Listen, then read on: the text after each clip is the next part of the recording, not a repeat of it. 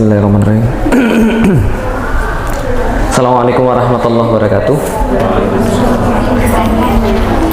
Alhamdulillah rabbil alamin. Shalatu wassalamu ala asrofil anbiya'i wal mursalin wa ala alihi wa sahbihi ajma'in.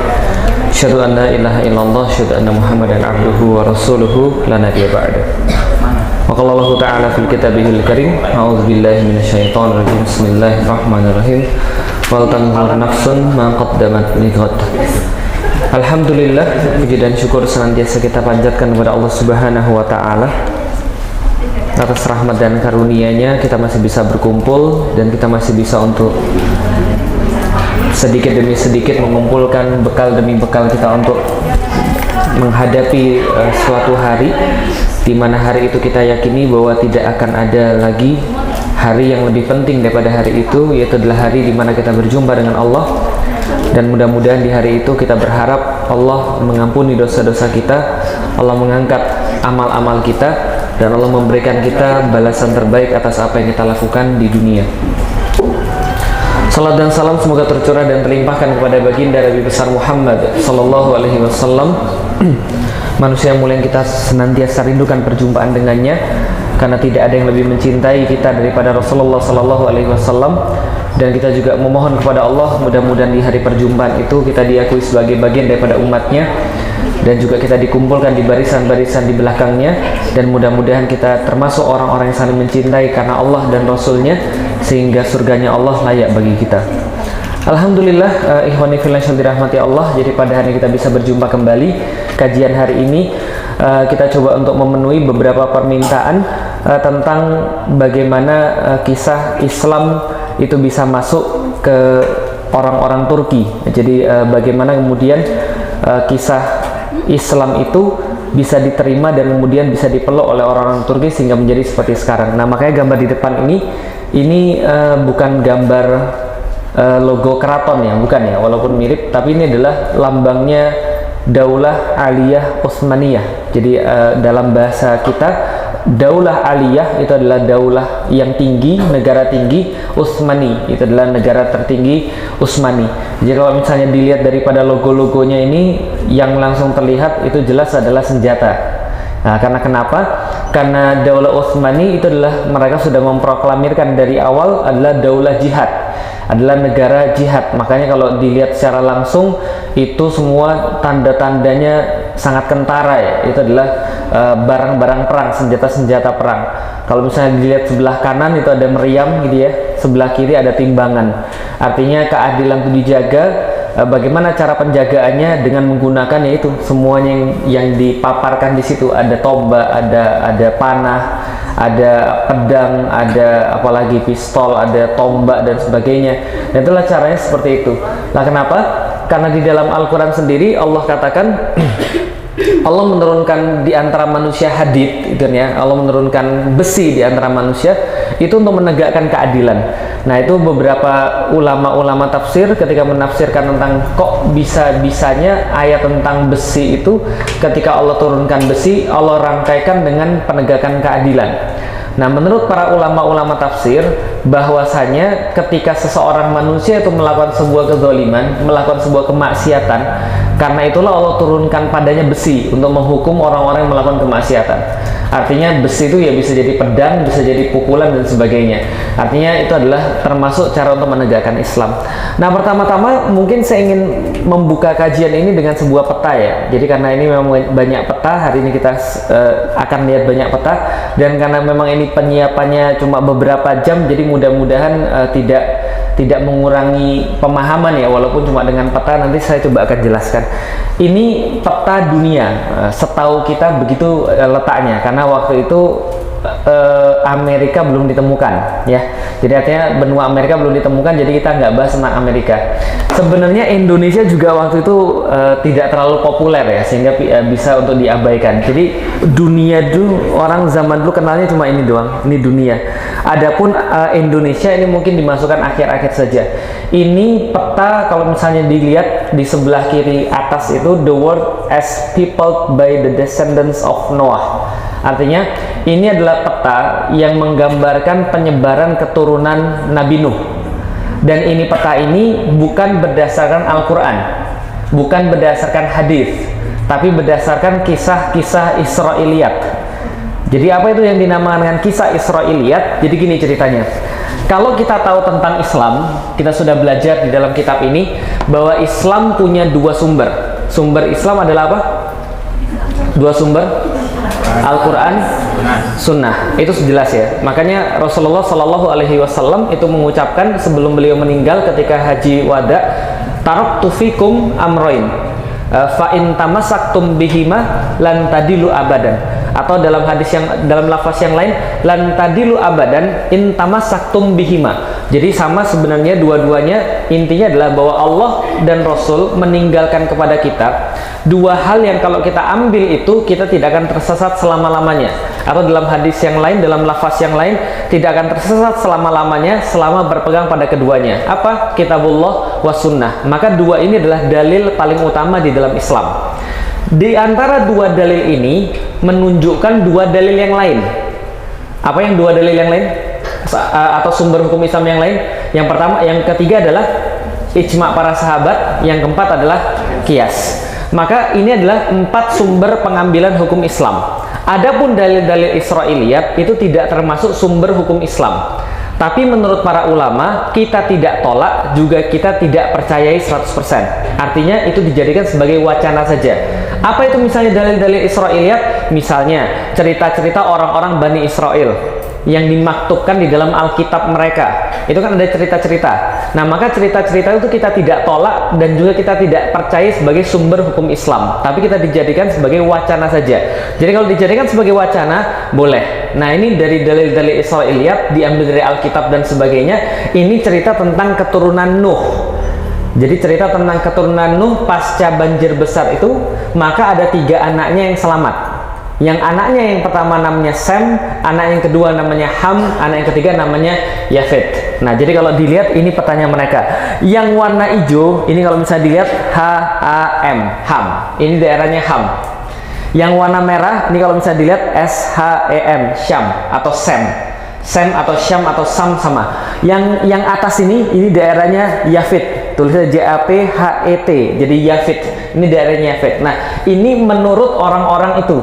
Nah, dan kalau dilihat huruf-huruf kecilnya ini juga dilihatkan nama anak-anaknya Yafet siapa aja. Nama anak-anaknya Sem siapa saja. Nama anak-anaknya Ham siapa saja. Nanti dari keturunan Sem ini kemudian lahirlah Nabi Ibrahim, atau dalam bahasa mereka Abraham. Dari Ibrahim kemudian ada 2 anak yang terkenal, Ishak dan Ismail. Ishak kemudian melahirkan Yakub, Yakub kemudian melahirkan Musa, Musa kemudian terus menerus sampai kemudian zamannya Isa. Sedangkan dari jalurnya Ismail kemudian datang Nabi Muhammad. Jadi itu semua dari jalurnya Syam.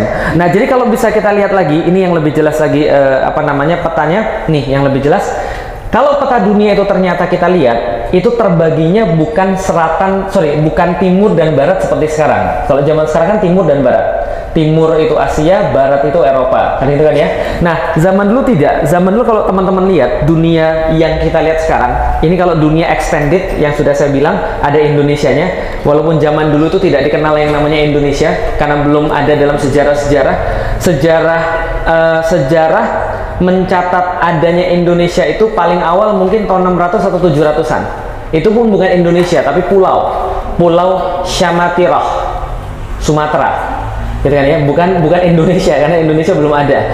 Syamatirah itu tercatat kira-kira 700-an. Nah, tapi kalau misalnya dilihat ini dunia zaman dulu, masih bisa nangkep ya, masih bisa bayangin ya. Ini dunianya di mana ya? Jelas ya. Ini di mana nih? Bingung ya? Oke. Ini Jazirah Arab. Ya, ini lihat nih, ini Jazirah Arab, kelihatan ya? Ini Jazirah Arab. Ini apa nih? India. Indonesia masih di sini, jelas ya? Oke, kalau sudah bisa baca peta, ini penting soalnya supaya teman-teman bisa ngerti. Nah, zaman dulu dunia itu tidak dibagi timur dan barat, enggak, tapi dibaginya utara selatan. Dan bedanya apa? Coba lihat, ini wilayahnya Yafet yang warna kuning ini, wilayahnya bagian utara kan ya? Dan semua wilayahnya itu dibatasin oleh yang namanya gunung-gunung. Coba lihat nih, dari sini nih, lihat kan ada yang agak tebel ya? Itu kalau dalam kartografi itu artinya gunung. Nah, ini agak tebel-tebel nih, lihat. Dari utara sebelah barat terus ke sebelah timur, ini semua dibatasin gunung semua. Bisa dipahami ya, nih lihat nih, gunung semua nih.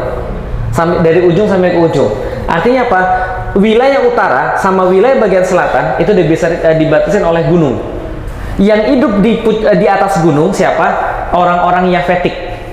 Yang hidup di tengah-tengah gunung adalah orang-orang Semit atau keturunan Sem. Yang hidup di sebelah selatan itu orang-orang Hamid atau keturunan Ham. Bedanya apa? Bedanya begini.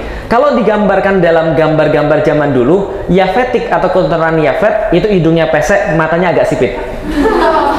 Jelas ya? Itu semua bagian utara seperti itu. Ya, dan antum jangan bangga dulu karena termasuk antum tuh sebenarnya yang tadi itu ya, itu keturunan Yafetik juga, cuma di situ digambarkan keturunan Semit dan itu nggak mungkin. Ya, antum nggak mungkin keturunan Semit. Ya, gitu. Karena kalau keturunan Semit itu sudah jelas dia mendiami wilayah jazirah sama wilayah pertengahan. Jadi orang-orang mana digambarkan dalam buku-buku sejarah, Semit itu matanya belok, hidungnya mancung, rambutnya agak ikal, kadang-kadang pirang. Jelas ya? Jadi keturunan siapa? Zaman sekarang mereka yakini itu adalah keturunan Persia, Arab, Romawi, itu Semit. Jelas bukan antum kan ya? Gitu ya, jelas ya. Nah, Yafetik itu digambarkan sipit, lalu kemudian jenggotnya tebal, sering digambarkan pakai kuda dan digambarkan pakai sendal dari bulu. Karena kenapa? Wajar. Lihat hidupnya di mana? Wilayah bagian utara. Maka kalau teman-teman lihat zaman sekarang pun Google, di atas gunung itu semua wilayah ekstrim. Mulai Rusia, Mongolia, Cina, Korea, Jepang, sampai kemudian Norwegia, Skandinavia, UK dan sebagainya. Itu semua wilayah bagian utara. Jelas ya? Sedangkan wilayah Hamid itu digambarkan dengan jelas, orangnya hitam. Orangnya hitam, keriting, gitu ya. Jelas ya. Jadi antum kemungkinan yang mana? Ya kalau nggak yang atas, yang bawah. Ini mungkin tengah-tengah gitu ya. Kalau tengah-tengah itu yang bening-bening ya, gitulah kira-kira gitulah. Nah, jadi itu adalah pembagiannya. Nah, makanya ini berkaitan ketika seseorang membahas tentang bani-bani ini, mereka sebut kalau di Eropa, mereka sebut orang-orang utara ini adalah the Northern Tribe. Lah kenapa? Karena Northern Tribe ini senantiasa datangnya dari utara dan mereka punya ciri khas. Ciri khasnya apa? Kasar, suka perang, mereka penunggang kuda dan ganas. Makanya kemudian kalau Rasulullah Shallallahu Alaihi Wasallam itu menggambarkan mereka namanya kaumnya Ya'juj dan Ma'juj. Ya'juj dan Ma'juj ini bukan hanya bahasa Arab, tapi jauh sebelumnya ketika Injil itu turun, maka Alkitab sebelum Injil, Taurat itu sudah menyebutkan nama mereka adalah Gog dan Magog. Jadi Gog dan Magog ini adalah keturunannya Yafetik. Jadi Yafetik itu punya anak, Yafet itu punya anak, salah satu anaknya namanya Gog, yang lain namanya Magog. Juj dan Ma'juj atau Ya'juj dan Ma'juj. Jelas ya sampai di sini ya. Nah, maka kemudian kalau teman-teman baca setiap hari Jumat sekarang surat Al-Kahfi, itu ada ulama-ulama yang membahas ketika membahas tentang ayat-ayat terakhir suratul Kahfi itu ketika Zulkarnain itu diutus ke satu tempat, lalu kemudian diutus ke tempat yang lain, kemudian diutus lagi ke tempat yang satu lagi. Awalnya diutus ke tempat matahari terbit, kemudian diutus ke tempat matahari terbenam, kemudian diutus lagi ke tengah-tengah dunia. Nah, menurut mereka yang terakhir diutus ke tengah-tengah dunia itu, kalau saya timur dan barat, akhirnya di hari yang terakhir diutusnya di daerah sini. Di daerah sini, maka diutus untuk apa? Untuk menghalau Ya'juj dan Ma'juj. Disewa sama orang setempat, menghalau Ya'juj dan Ma'juj membangun sebuah benteng. Yang waktu itu diceritakan di dalam Al-Quran, Zulkarnain membangun bentengnya dengan batu kemudian di casting dengan tembaga. Gitu kan ya, tembaga yang dipanaskan kemudian jadi tembok yang kuat yang nggak mungkin lagi ditembus waktu itu. Nah, ceritanya menurut para ulama, ketika Zulkarnain bangun tembok itu, ya, ulama mana? Sejarawan, salah satunya Ibnu Katsir menceritakan ketika kemudian Zulkarnain bangun tembok itu berdasarkan dalil-dalil yang mereka kumpulkan itu atau cerita-cerita yang mereka kumpulkan, maka ketika dibangun tembok dihalau Ya'juj dan Ma'juj, ada yang ketinggalan. Yang ketinggalan itu siapa? Yang ketinggalan itu namanya Bani Turk, asal katanya Taroka. Taroka artinya meninggalkan dalam bahasa Arab, Turika artinya ditinggalkan, Turkan itu artinya tertinggal. Artinya ada yang ketinggalan Bani Turk. Nah, Bani Turk itulah yang sekarang jadi Turki yang sekarang. Jadi ceritanya begitu. Nah, itu adalah sedikit cerita kenapa kalau sampai sekarang kalau teman-teman lihat ya, utara selatan gunung semua. Di antara gunung-gunung itu ada lembah, kadang-kadang tempat mengalirnya sungai. Nah, disitulah tempat orang-orang yang utara itu nyerang ke bawah, Ya'juj dan Ma'juj itu. Nah, makanya kalau kita lihat, pernah tahu Great Wall? Tahu Great Wall? Tembok besar Cina, letaknya di mana? menghalangi utara sama selatan. Pintar gitu kan ya. Tembok besar Cina letaknya di Cina, bagus gitu kan ya. Itu jawaban yang paling tidak masuk akal. Nah, jadi letaknya di mana? Letaknya di sini, sebelah utara selatan nutup itu. Tembok di sini juga ada, yang katanya bekas Zulkarnain. Ini namanya Darial George. Itu ada gunung yang sangat tinggi sekali. Ada lembah tempat mengalirnya sungai. Di situ dibangun tembok juga. Di bagian sebelah utara dibangun tembok juga untuk menahan serangan orang-orang Hun. Serangan orang-orang Viking dan sebagainya. Nah, maka juga di sini bagian sini Inggris juga sama, dibangun serangan untuk menahan serangan-serangan orang-orang utara juga. Nah, artinya adalah apa? Orang utara itu memang ganas-ganas, gitu kan ya, suka nyerang ke bawah dan akhirnya salah satu tertinggal. Oke, sampai di situ kelar ya. Oke, sejarahnya kemudian berlanjut ketika masa khilafah. Jadi ketika Rasulullah Shallallahu Alaihi Wasallam masih hidup, beliau itu pernah berkata, ada satu tempat di sebelah Tigris dan Eufrat, kata Rasulullah, yang tempatnya itu ditanami banyak sekali pohon-pohon kurma dan dihuni oleh satu bani namanya Bani Konturo. Bani Konturo ini Bani Turki juga. Nah, kata Rasulullah, jangan perangi mereka selama mereka tidak memerangi kalian. Lah kenapa? Karena orang-orang ini ganas. Maka orang-orangnya tidak diperangi oleh siapapun sampai zamannya Khalifah Utsman. Khalifah Utsman ini ketemu sama mereka yang waktu itu lagi pergi dari tempatnya. Mereka kan nomaden ya, perginya jalan-jalan terus kerjaannya. Pergi dari tempatnya, ketemulah kemudian pemerintah Khalifah Utsman di sini, daerah sini. Nah, ini daerah sebelah timurnya daripada kekuasaan Khalifah Utsman itu di daerah sekitar Uzbekistan. Nah, ketemu kemudian direkrut masuk Islam. Sebagaimana juga hadis Rasulullah katanya bahwa Bani Konturo ini ada 3 golongan. Satu, mereka tetap akan bersama dengan nenek moyang mereka dan mengambil agama nenek moyang mereka. Yang kedua, memerangi kaum muslim. Yang ketiga, justru masuk Islam dan menjadi penolong-penolong di dalam Islam. Nah, akhirnya ketemulah kemudian mereka kemudian masuk Islam dan akhirnya mereka kemudian membantu khilafah pada saat itu. Terus menerus membantu khilafah sampai zamannya Umayyah, zamannya Abbasiyah, dan akhirnya orang-orang Turki ini mencapai puncak kejayaan ketika jadi pengikut Islam itu ketika zamannya Abbasiyah. Kapan? Ketika zamannya Mu'tasim Billah. Jadi kalau teman-teman tahu, sewaktu kita misalnya lagi aksi atau kita lagi misalnya nulis tentang sesuatu, tentang kezoliman terhadap kaum muslim, itu kan biasanya sering disebutkan Mu'tasim. Mu'tasim itu adalah seorang khalifah yang dia ini agak ekstrim. Lah kenapa ekstrim? Dia kalau ngangkat panglima perang, Amirul Jihad, itu diajak gulut dulu sama dia. Kalau misalnya menang, baru diangkat jadi Amirul Jihad. Kalau misalnya dia yang menang, nggak diangkat. Paham sekalian? Dan setelah dia menang, misalnya setelah Amirul Jihad ini menang, biasanya disuruh gigit tangannya dulu. Kalau bisa tembus ke tangannya, berarti diangkat jadi Amirul Jihad. Kalau enggak diangkat. Lah kenapa? Orangnya agak ekstrim, kuat, hebat, dan orangnya senang perang. Ini Mu'tasim. Tapi di zamannya ada suatu kekurangan juga. Apa kekurangannya? Mu'tasim ini zolim secara pribadi. Dia menangkipi para ulama dan dia mengambil mazhab Mu'tazilah menjadi mazhab negara pada saat itu. Nah, sehingga negara pada saat itu mengadopsi bahwa Al-Quran itu adalah makhluk. Maka yang tidak setuju dengan pemahaman dia itu ditangkap kemudian dipenjarakan.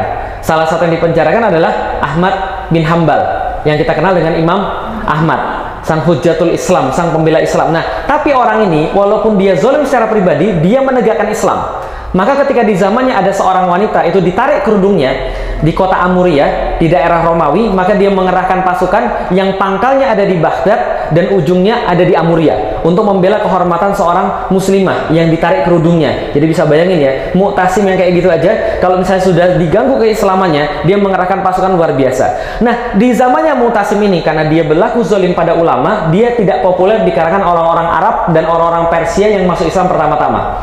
Maka dia merasa nggak aman, maka dia pindahkan ibu kota 88 km di Baghdad, sebuah kota namanya Samarra.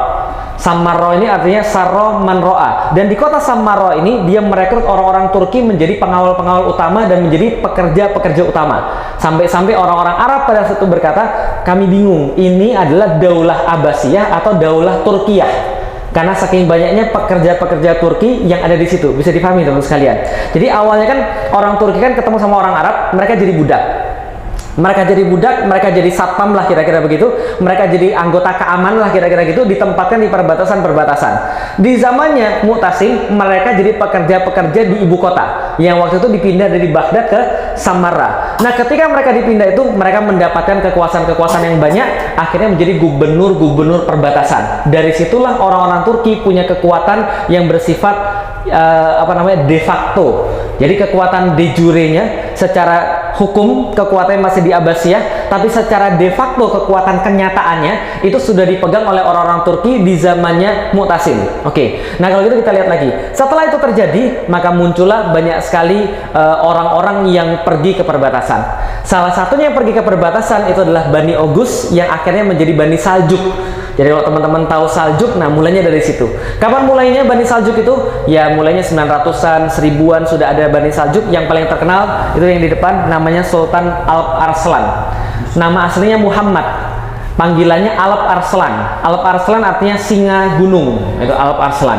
Jadi kalau misalnya mau ngasih nama Arslan, itu namanya itu Arslan ya, gunung, singa gunung. Nah, jadi nama aslinya Muhammad, lalu kemudian dia merangsek terus-menerus, akhirnya dia menguasai daerah Romawi. Jadi teman sekalian, dulu ini daerah namanya daerah Romawi. Ini juga daerah Romawi. Konstantinopel di sini, ini daerah Romawi. Makanya mereka sebut Sultanate Saljuk of Rome. Jadi Kesultanan Saljuk yang mendiami wilayah Romawi. Mulai kemudian menaklukkan Asia Kecil. Ini namanya Asia Kecil atau Anatolia. Nah, ini Asia Kecil dia taklukkan. Dan pada tahun 1071, Alp Arslan ini karena wilayahnya bertambah terus-menerus, Raja Konstantinopel atau Kaisar Konstantinopel namanya Romanus ini nggak senang. Maka kemudian dia pikir ini saatnya kita mengakhiri kekuasaan orang-orang Islam. Gimana caranya? Dia kerahkan pasukan 200.000 pergi ke kemudian perbatasan daerah Manzikert namanya. Lalu kemudian dia menantang Alp Arslan. Dan Alp Arslan ini orangnya cinta damai. Maka dia kirim surat. Kami nggak mau perang. Lah kenapa? Karena dia belum siap sebenarnya untuk melawan pasukan inti daripada orang-orang Romawi. Akhirnya dia ajukan permintaan damai. Permintaan damainya ditolak. Akhirnya mereka berperang di daerah Manzikert, di dalam Malazgirt yang sekarang. Nah, ini di sini Manzikert 1071. Dalam peperangan ini ternyata Alp Arslan itu pasukannya cuma 20.000. Orang Romawi pasukannya 200.000, 10 kali lipat. Ternyata apa terjadi? Yang terjadi Romawi kalah. Romawi kalah, kaisarnya ditangkap, kemudian kaisarnya dibawa ke depan Alp Arslan. Kemudian Alp Arslan tanya begini, kalau seandainya kamu jadi saya, kira-kira kamu saya apain? Paham nggak maksudnya?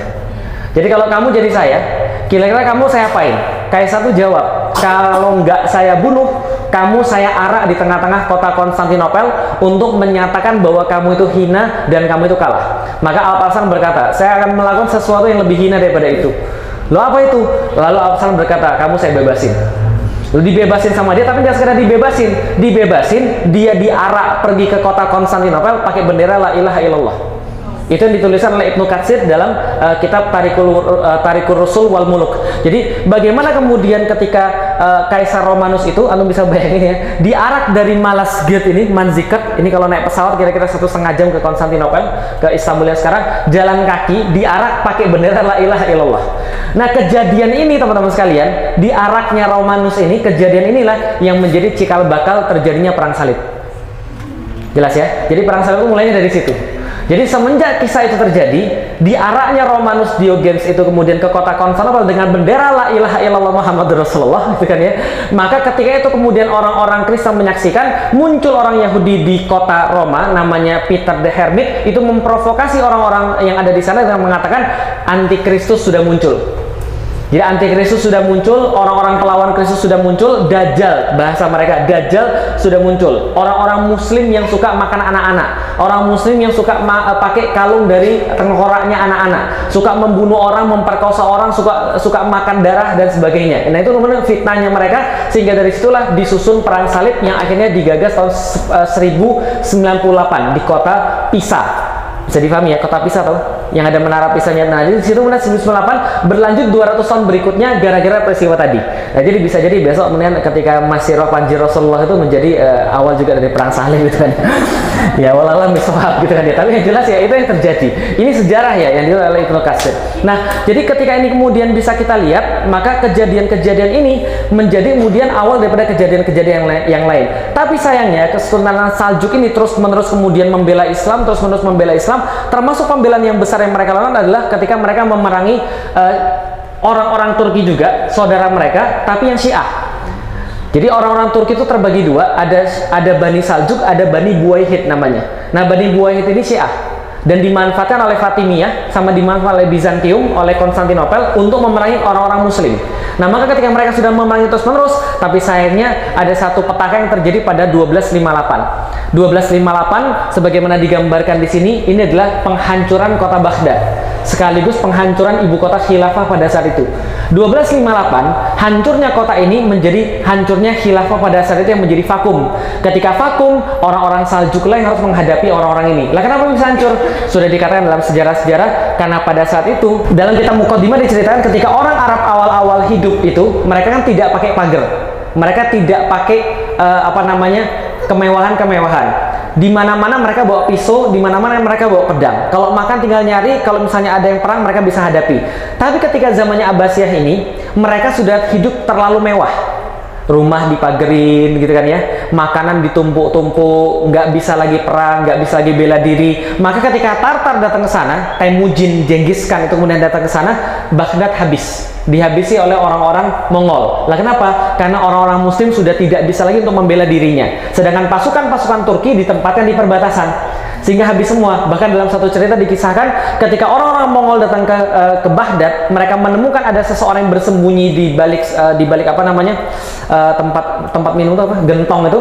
Nah, jadi bersembunyi di balik gentong itu, kemudian diangkat gentongnya terus ada orangnya. Lalu orangnya dibilang, "Sebentar ya, ini pedang saya lagi patah, saya mau ngambil pedang dulu baru saya bunuh kamu." Nah, dia nggak pergi mana-mana. Sampai ceritanya begitu. Nah, kenapa? Saking mereka tidak bisa membela diri sendiri. Nah, 1258 ketika ini hancur, Saljuk pun ikut turun. Lah kenapa? Karena menghadapi serangan orang-orang Mongol. Ketika Saljuk turun, maka muncul yang baru. Nah, ini yang kemudian kita ceritakan. Namanya Kesultanan Utsmani.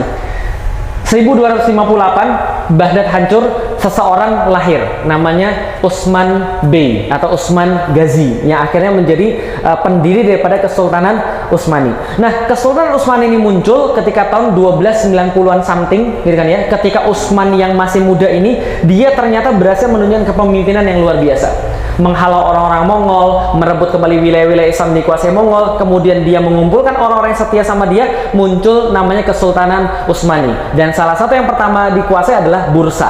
Nah, ini adalah makamnya Utsman Ghazi. Ini foto eksklusif saya, asik, gitu kan ya. Ini makamnya Utsman Ghazi. Jadi kita bisa lihat, Utsman Ghazi ini orangnya luar biasa ngeri. Lah kenapa? Jadi ketika saya kesana tuh saya bayangin begini, kita itu hidup di satu zaman yang sebenarnya ini bukan zaman kita. Paham maksudnya? Karena kenapa? Karena zaman ini sebenarnya dipersiapkan untuk anak-anak kita.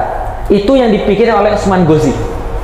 Makanya Utsman Ghazi ini punya bapak namanya Ertuğrul. Ertuğrul ini benar-benar menanamkan satu hal pada anaknya, dan itu dicatat dalam wasiatnya Ertuğrul pada anaknya. Apa wasiatnya? Ertuğrul bilang begini. Ertuğrul pertama-tama ketika dia sudah punya anak Utsman Ghazi ini, dia memilihkan satu syekh yang paling pintar di zamannya namanya Edebali.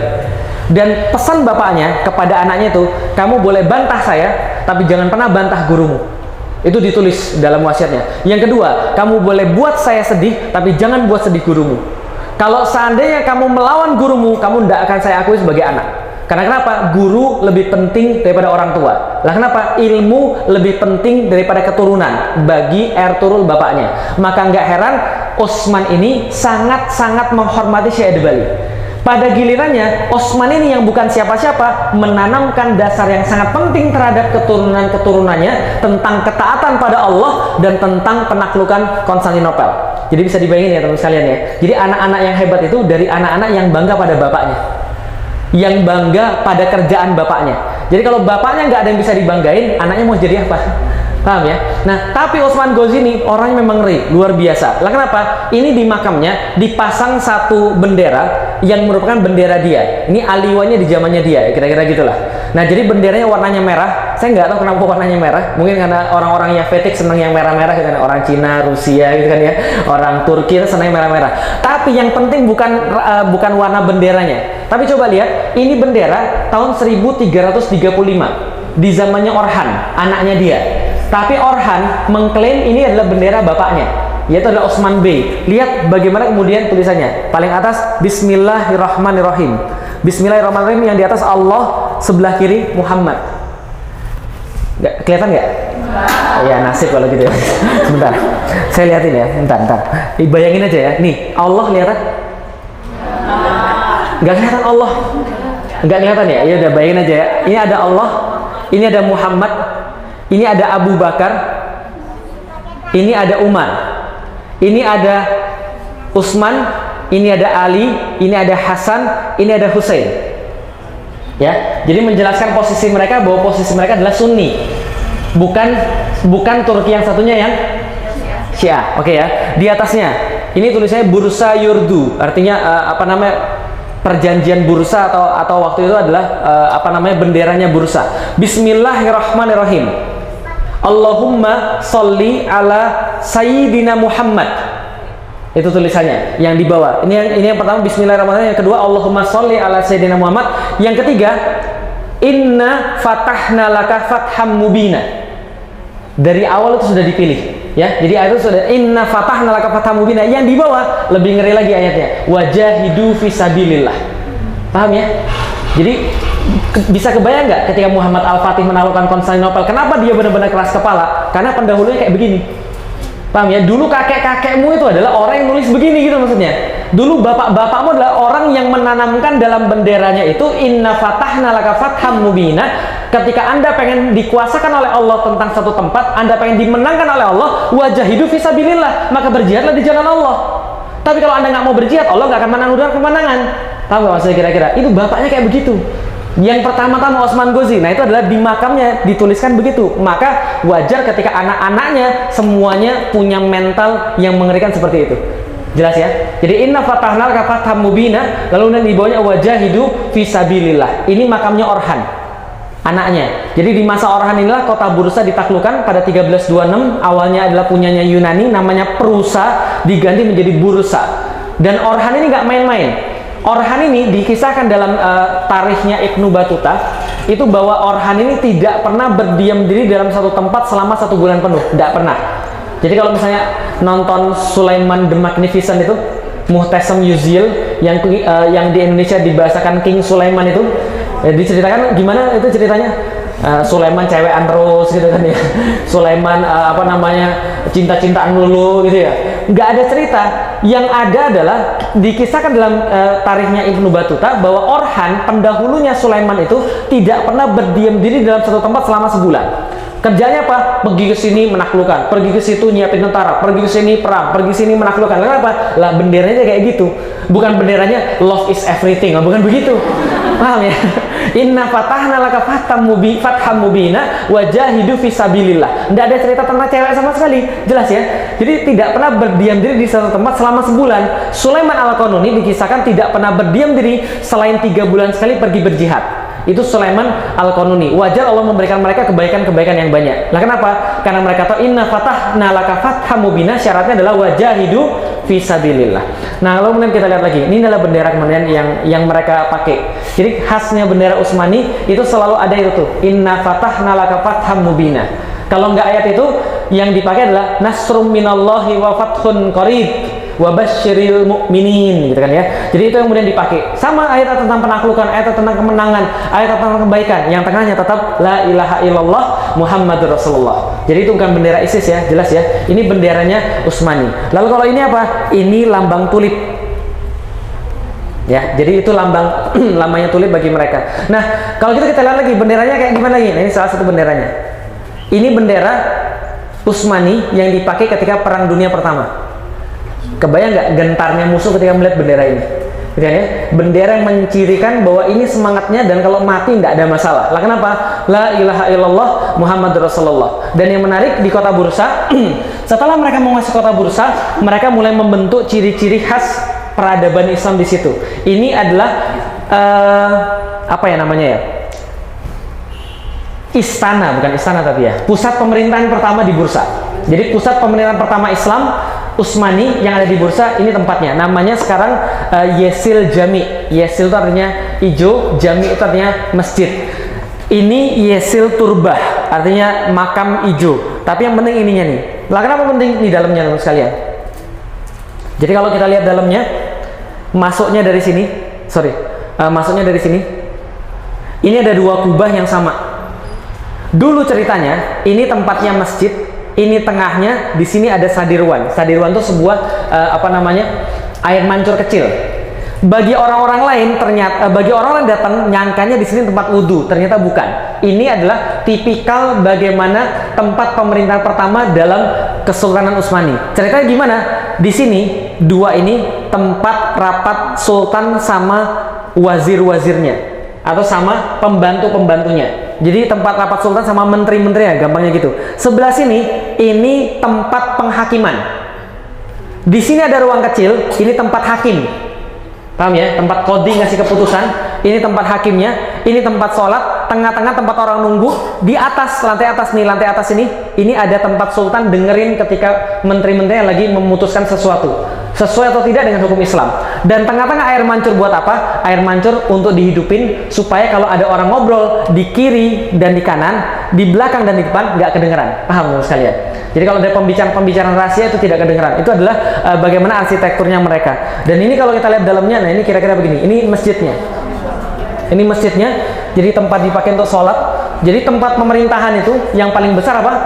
Masjid. Paham ya? Kalau kita tempat pemerintahan yang paling kecil musola, gitu ya. Masya Allah. Nah jadi ini tempat yang paling besar, tempat sholat. Nah yang saya bilang tempat sebelah kiri dan sebelah kanan ini tempat kantor administrasi. Belakangnya nanti baru kita lihat. Ini tempat-tempat ini tempat apa ini? Tungku, bukan. Ini tempat-tempat ini kalau di zamannya Rasul Ahlus Suffah. Jadi kalau tempat Ahlus Suffah di Masjid Nabawi itu direplikasi di sini bentuknya begini. Ahlus Suffah, tempat naruh makanan.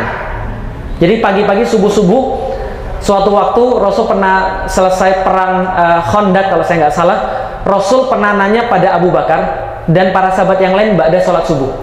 Rasul nanya begini, siapa di antara kalian yang sekarang sudah melakukan sedekah subuh? Nggak ada yang jawab. Abu Bakar, saya Rasulullah. Terus kemudian ditanya lagi, siapa yang sudah mengunjungi sahabatnya yang sakit? Yang lain nggak ada. Loh gimana mengunjungi? Orang ini baru subuh kok. Saya Rasulullah, kata Abu Bakar. Kemudian ditanya lagi, siapa yang sudah puasa hari ini? Yang lain udah pada capek. Saya Rasulullah. Nah dari situ Abu Bakar mengatakan bahwa dia sudah melakukan semuanya. Kok bisa kamu melakukan itu? Karena tadi pagi sebelum subuh saya datang ke tempat teman saya yang sakit, kemudian saya sedekahin di sana, sekaligus saya hari ini puasa dan saya melakukan amal-amal yang lainnya. Setelah itu Umar berkata, Abu Bakar menyusahkan kita. Nah kenapa? Karena kita nggak akan bisa menyaingi Abu Bakar, paham ya? Nah karena Abu Bakar menetapkan standar yang tinggi sekali gitu loh maksudnya. Nah jadi di sini dia direplikasi. Jadi orang-orang ketika sholat subuh mereka bawa makanan, yang orang-orang kaya mereka simpen di sini, masukin di sini. Setelah masuk mereka sholat. Ketika mereka pas sholat, orang-orang miskin datang, kemudian ngambil makanan-makanan ini kemudian pulang. Nggak sholat jamaah dong ya, orang miskin namanya. Jadi gitu. Mungkin dia lagi lapar. Konsepnya adalah yang ngasih nggak tahu, yang ngambil juga nggak tahu siapa yang ngasih. Jadi keikhlasan di situ terjaga. Nah ini tempat-tempat makan. Ini adalah masjidnya. Ini keramik-keramiknya luar biasa ngeri. Ini adalah depannya, ini adalah belakangnya yang saya bilang tadi. Ini tempat kodi. Masuknya dari sini. Tempat kodi, ini sadirwannya air mancur. Jadi kalau dihidupin, ngomong di sini nggak kedengeran ke sini, sini nggak kedengeran sini, sini nggak kedengeran sini, sini nggak sini. Ini tempat sultan mengawasi. Jadi sultan mengawasin kamu keputusan benar atau enggak. Kalau nggak benar kamu yang dihukum. Gitu ya. Tempat kodi memutuskan. Ini tempat rapat sekaligus tempat penghakiman, mahkamah. Ini tempat orang-orang nunggu. Masuknya dari sini. Keren ya, arsitekturnya Islam ya, kecil tapi mantap. Nah jadi kira-kira gitu. Nah ini kisah ketika sudah bursa dikuasai zamannya siapa tadi? Osman, Orhan, Murad, semua dikuasai. Murad punya anak namanya Biyazid. Biyazid itu sultan keempat nih orangnya, Biyazid. Nickname-nya Yildirim, kilat. Kenapa? Kerjanya bolak-balik Asia Eropa menaklukkan. Asia Eropa penaklukan terus. Ankara dihabisin semua, dihabisin. Bangun masjid di mana-mana, termasuk Ulu Jami dia juga yang bangun. Bukan Ulu Jami di situ ya, bukan ya. Ulu Jami di Bursa. Itu dia juga yang bangun. Ulu itu artinya awal, Jami artinya masjid. Kemungkinan besar orang Indonesia ngambil Jami itu dari sana. Gitu ya. Jadi Ulu Jami dia bangun, pergi pulang, pergi menaklukkan. Ketika dia 1394 kemudian membangun Anadolu Hisar yang ada di Konstantinopel untuk menaklukkan kota Konstantinopel. 1402 ketika dia lagi mengepung kota Konstantinopel, muncul pahlawan hebat lagi dari sebelah timur, keturunannya Genghis Khan yang masuk Islam, namanya Timurlang. Orangnya ini. Jelas ya? Orang mana dia? Dia yang sekarang keturunan Mughal. Tahu Mughal? Nah, India. Tahu Jalaluddin Muhammad Akbar? Tahu ya, bagus gitu kan ya. Kalau itu pasti tahu, Joda Akbar gitu ya. Nah, itu Akbar itu keturunannya dia. Akbar itu keturunannya dia. Bapaknya itu ini namanya Timurlang. Timurlang ini cucunya Genghis Khan. Jelas ya? Jadi muncul pahlawan hebat, dia juga pengennya menyatukan Islam. Pikirannya begini, dia nulis dalam kitab dalam buku hariannya, agamaku satu, Tuhanku satu. Maka karena Tuhanku satu, agamaku satu, pemimpin juga harus satu. Yang lainnya aku taklukin semua. Jadi orangnya nggak jahat, cuma ya ambisius, gitu ya. Maka dia nahan Bayezid, dia minta Bayezid menyerah, Bayezid nggak mau menyerah, maka dia ditahan sampai mati, nggak dibunuh, ditahan sampai mati. Sepasca Bayezid meninggal, terjadi kekacauan dan perebutan kekuasaan, dia salah. Maka yang kemudian menyatukan 10 tahun kemudian namanya Mehmed I, Mehmed Çelebi. Siapa Mehmed Çelebi? Kakeknya Muhammad Al-Fatih.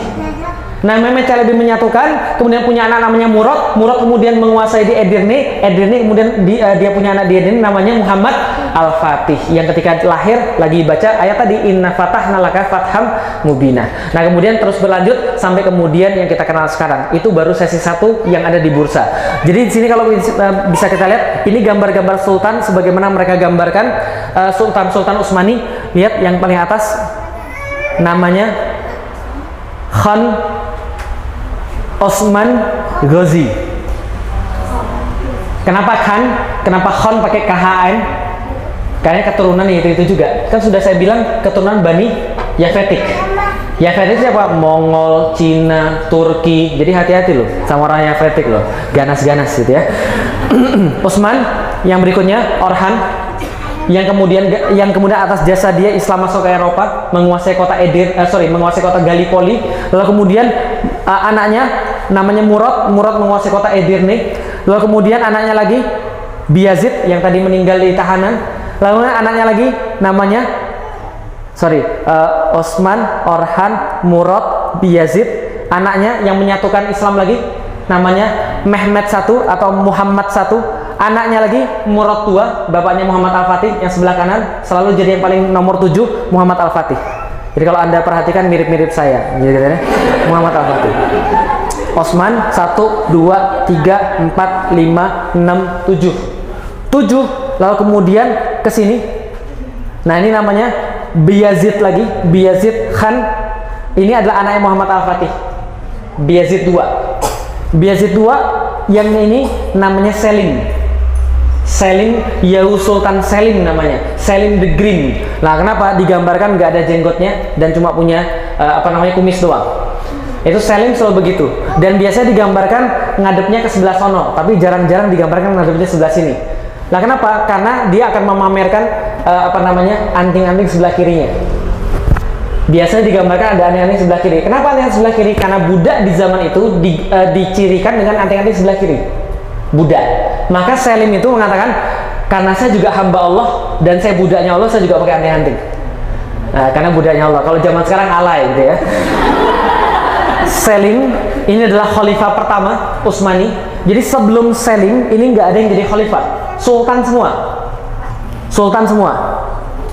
Selim khalifah pertama Sulaiman Al-Qanuni, Sulaiman the Magnificent, Sulaiman Al-Qanuni. Nah, ini bonus buat teman-teman sekalian, gambar-gambarnya. Ini adalah namanya Kuliesi. Jadi dreamnya saya tuh mau bangun kayak begini, asik gitu kan ya. Amin gitu ya. Allah maha kaya kok gitu ya.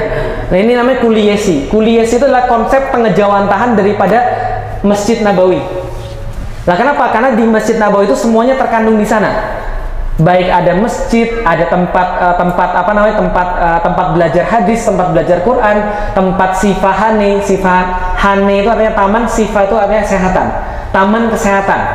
Dulu Turki ketika zamannya Utsmani namanya Sifahane. Rumah sehat, Darus Sifa, rumah sehat. Sifahane, taman sehat. Zaman sekarang Turki ganti rumah sakit, Hastane namanya. Hasta itu artinya sakit, Hane itu artinya taman, tamannya orang sakit. Di Indonesia juga sama, rumah sakit gitu ya. Jadi, nah ini adalah salah satu contoh Kuliesi. Ini Bayezid II Kuliesi, anaknya Muhammad Al-Fatih yang buat. Masjidnya mana? Masjidnya mana? Yang sudah pasti yang paling gede. Itu masjid. Ini masjid, ini pelataran masjid. Nah, tempat-tempatnya apa yang ini pelataran masjid? Ini Darul Qurra, tempat penghafal Quran. Ini Darul Hadis, tempat penghafal hadis. Di masjid juga ada namanya Tabhani. Tabhani tempat menerima orang-orang gelandangan kayak antum. Gitu ya. Jadi kalau antum kesini gelandangan, jangan khawatir. Antum dijamu selama 3 hari, dikasih roti gratis, dikasih minum gratis, dikasih uang jajan selama 3 hari. Untuk menerima tamu, di situ ada Tabhani.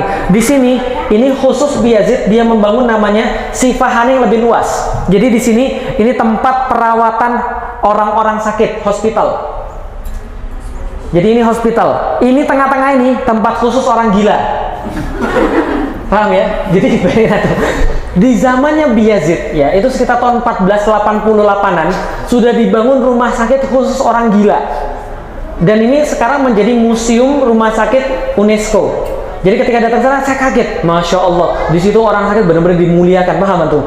Jadi kalau orang dimuliakan walaupun gila itu di dalam khilafah itu dimuliakan antum. Walaupun orang gila itu dimuliakan loh. Gimana cara muliakannya? Di tengah-tengah sini, di hall yang paling gede ini, dia ada banyak sekali, lihat nih, ada kelilingnya, ada banyak hall-hall kecil. Di tengah-tengahnya ada pemain musik. Pemain musik, tapi bukan sembarang pemain musik. Pemain musik yang sudah disiapkan dengan not-not tertentu dan kunci-kunci tertentu sehingga orang gila nggak tambah gila, paham ya?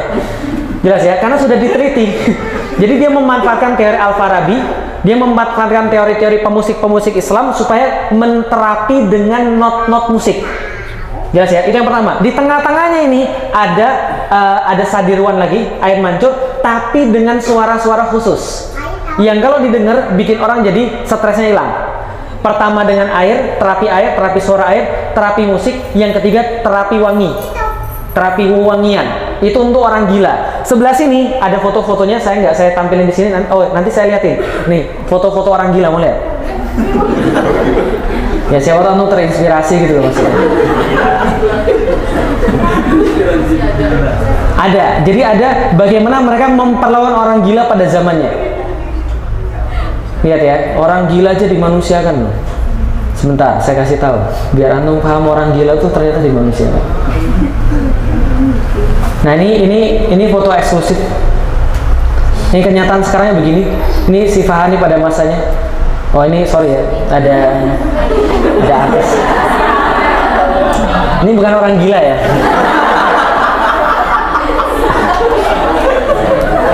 Nah ini ruangan tengahnya ini ada pemusik yang main dengan not-not tertentu supaya orang-orang gila tuh nggak tambah gila. Jadi ini serius digambarkan, ada patung-patungnya ini untuk menggambarkan bahwa dulu pemusiknya begini. Jadi kalau zaman sekarang orang masih meributkan musik itu haram atau tidak haram, di situ digunakan untuk pengobatan. Jelas ya. Jadi sudah tidak ada bahasan lagi karena tentang musik kita sudah clear semuanya bahwa itu adalah sesuatu yang mubah-mubah saja. Nah ini beberapa ruangan-ruangan di antaranya. Ini ruangan orang gila akut. Jadi coba lihat antum, orang gila akut dikasih sajadah untuk sholat loh. Kan ya. Jadi orang gila di sana ada perapiannya, ada tempat tidurnya. Nah ini orang gila menengah.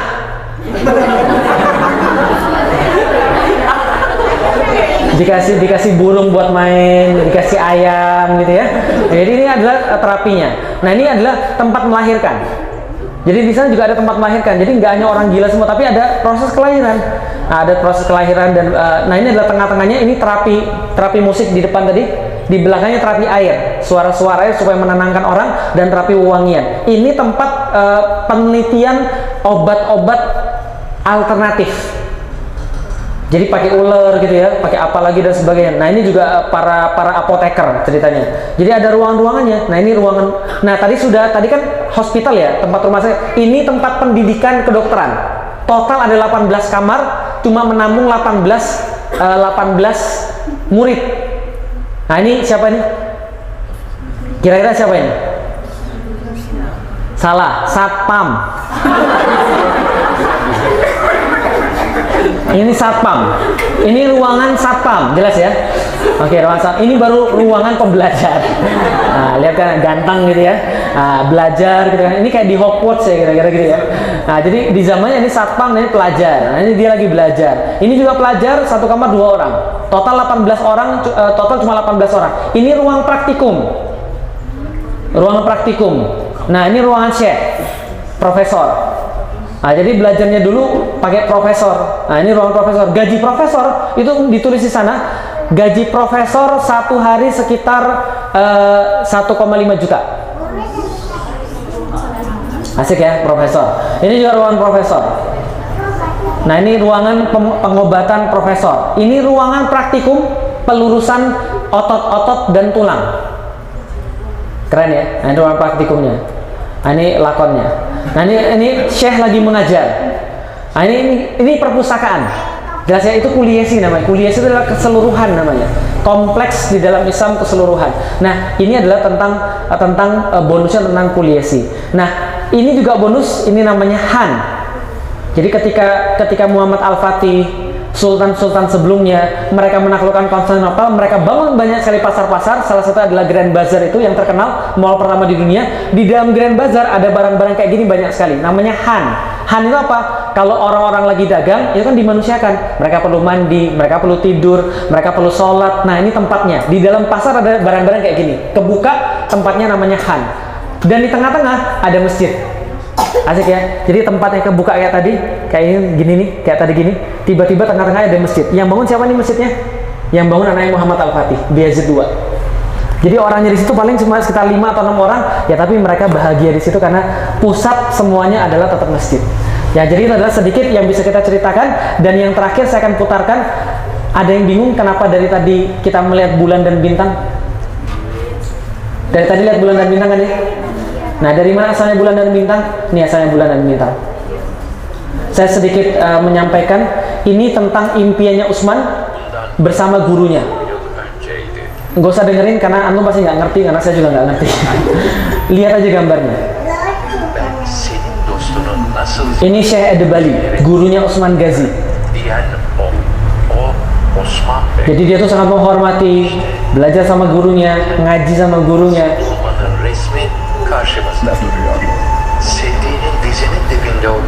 Nah, suatu waktu ketika dia ngaji, Utsmannya sudah ngaji, lalu kemudian ketiduran. Jadi bukan antum aja ketiduran gitu ya. Tapi ketidurannya santri ya, masya Allah, barokah. Gimana ketidurannya dia? Coba lihat nih. Ya kan? Sudah ngaji, ketika ngaji tidur, ketika tidur mimpi. Apa mimpinya? Nah, lihat nih mimpinya. Edeple geri çıkılıyor huzurdan. Devlet kuracak bey için hazırlanmış misafirhane. İçindeki Kur'an'la kıymet engel olan Bentar. okudu. Nah, setelah baca Quran itu kan ya, inna fatahna laka fathan mubina, ketiduran. Rüya ki Pas ketiduran inilah yang dikenal dengan nama impian Utsman. Dia mimpi gurunya. onun göğsünden Ya, bukan mimpi cewek. oluşan Hüseyin Dari dada gurunya keluar bulan sabit. büyük Kemudian bulan sabit menjadi penuh. ay haline geliyor. Kemudian masuk ke dadanya dia. Göğsüne süzülerek giriyor. Setelah masuk ke dadanya dia, kemudian dia mimpi bahwa dari dadanya itu Sonrasında muncul pohon cenar. göğsüne nazar ediyor. Namanya pohon cenar. Pohon cenarnya ya, kita tuh apa ya? Sanki Ya cenar lah pokoknya gitu ya. Nah, pohon cenar kemudian banyak sekali menumbuhkan daun-daun dan mencakup 4 gunung, Kaukasus, Taurus, Atlas, dan Hemus. Kemudian akar-akarnya juga menjulang tinggi, menjulang membesar, meliputi 4 sungai, Efrat, Tigris, Nil, dan Danub. Çınarın gölgesinden istifade. Ini mimpinya dia. Çınarın Muncul kemudian banyak sekali dia lihat pohon-pohonan yang lain, ladang-ladang gandum, kapal-kapal, dan dari kulit-kulit kayunya itu kemudian dia bisa melihat banyak sekali menara-menara masjid, azan-azan berkumandang, kemudian kuda-kuda yang sangat banyak sekali. yükselen Nah, itu semua adalah mimpinya dia. Nah, setelah itu tiba-tiba dia mengatakan bahwa koca çınarın daun-daun cenar itu kemudian berubah menjadi pedang, rüzgar iki denizin mengarah pada satu titik tunggal. Apa itu titiknya? bekliyor götürüyor. Konstantinopel. Rüzgar Wilayah tadi yang dia kuasai tadi dalam mimpinya bentuknya bulan sabit, güzellikteki bir dan semua yang mengarah pada satu titik tadi bintangnya. yüzük olur. Dari situlah kemudian semua itu kemudian dia lihat jadi sebuah cincin, dapatlah dia cincinnya dipakaikan kepada dia. Selesai mimpinya. Jelas ya? Dari situ kemudian mimpinya Utsman itu diwariskan terus ke bawah. Hadisnya dari mana? La tuftahanal Konstantiniyah fala ni'mal amiru amiruha wala ni'mal jaisu dzalikal jais. Itu kemudian diwariskan pada orang-orang di bawahnya, dan kemudian Sultan ke-7 menaklukkan Konstantinopel. Karena impian dia tuh tadi, lihat ya, pohon tadi kan menguasai wilayah seperti bulan. akar-akarnya juga menguasai wilayah seperti bulan, semua daun-daunnya menuju pada satu titik tunggal bintang Konstantinopel. Kemudian semua bayangan dia itu jadi sebuah cincin, batu cincin. Ternyata dia pakai akik juga. Tapi saya nyari-nyari kemana-mana nggak ada akiknya gitu. Karena akiknya khas, akiknya dia khas. Kenapa akiknya khas? Konstantinopel, sudah saya tulis dalam buku saya, itu terletak di antara dua lautan dan dua daratan. Paham ya? Dua lautan dan dua daratan. Menurut Utsman, dua safir dan dua emerald. Tahu batu safir? Warnanya apa safir? Merah, merah tuh ruby. Ruby baru warna merah, safir warna apa? Safir nggak mungkin kecuali biru. Jelas ya? Dua safir, berarti di antara dua lautan. Emerald warna hijau, hijau daratan. Dua daratan, dua lautan, jadi cincin, cincinnya dipakai. Saya nyari itu nggak ada tapi. Jadi cincin bentuk Konstantinopel itu nggak ada. Itu cincinnya Utsman dianggap seperti itu.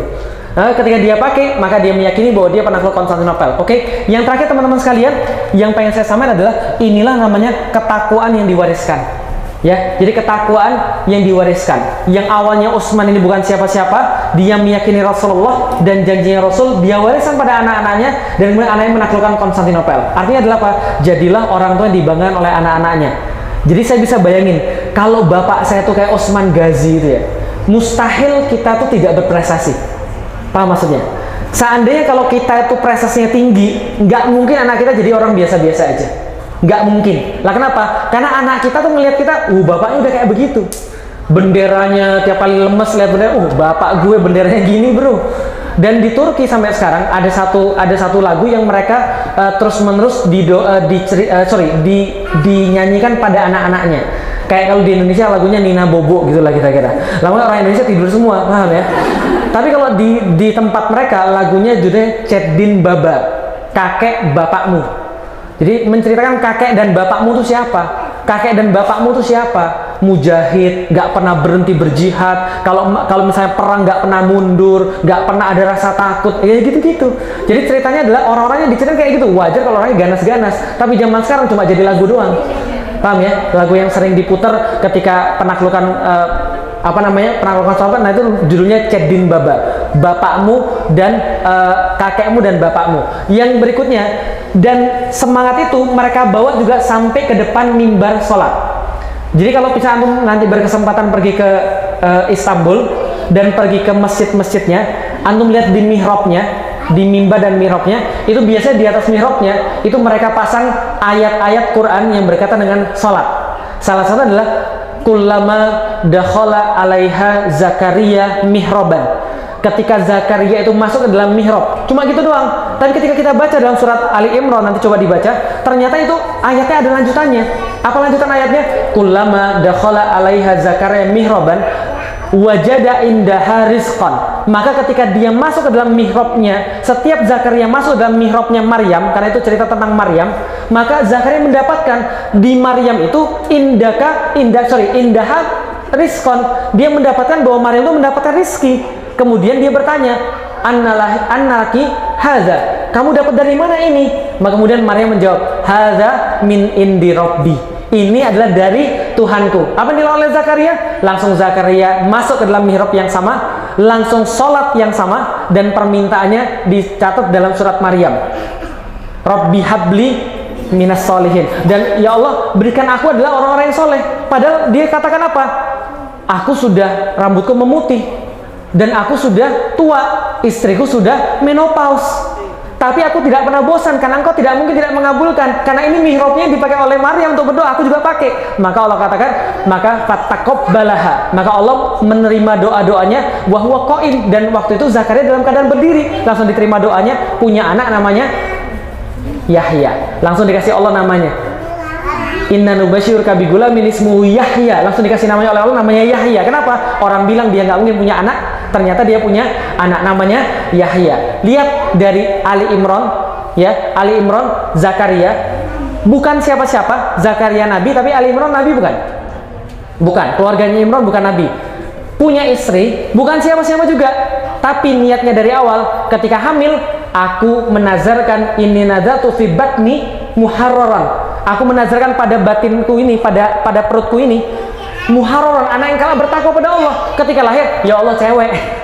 Allah katakan nggak apa-apa, Allah sudah tahu itu cewek, tenang, nggak ada masalah, ini orang penting, maka kemudian jagalah dengan baik, maka kemudian dijaga dengan baik, dididik dengan baik. Anaknya bukan nabi juga, tapi ibunya nabi.